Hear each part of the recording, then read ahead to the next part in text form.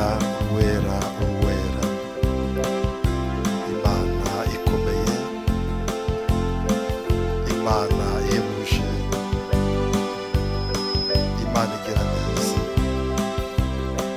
Imana yadukunze urukundo rutagereranywa, ubwo yemeraga kohereza umwana wayo w'ikinege Yesu Kristo akaza hano muri iyi si kugira ngo adupfire turi abanyabyaha, tubashe kubona ubugingo. Bibiliya iratubwira ngo kubera ko itatumye umwana wayo kuza aha mu isi kuduciraho iteka,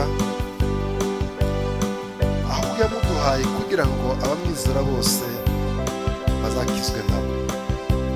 Mwene data, uyu mwanya ndakwinginga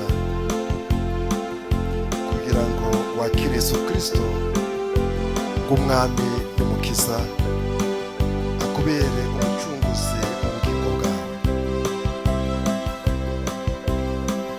Bibiliya iratubwira ngo icyakora abamwemeye bose bakizera izina rye,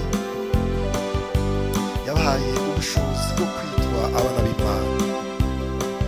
Mwene data, ndifuza ko uyu munsi uhindukira nawe ukaba umwana w'Imana. Bibiliya iratubwira muri Petero ngo bakundwa turi abana b'Imana, icyakora uko tuzasa ntikurahishurwa, icyakora icyo nzi ni kimwe, ni uko Yesu Kristo nahishurwa twese tuzasa nawe. Mwene data, Yesu Kristo ari hafi kuza, ari hafi kugaruka, kandi ibimenyetso ibyerekana byaragaragaye. Niyo mpamvu winginga uyu munsi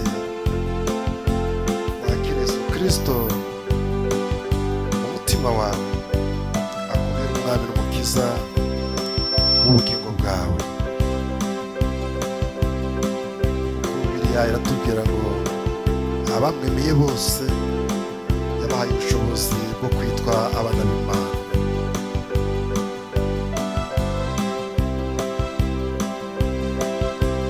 Imana ikugirire neza, Imana igufashe, Imana ikwishimire kandi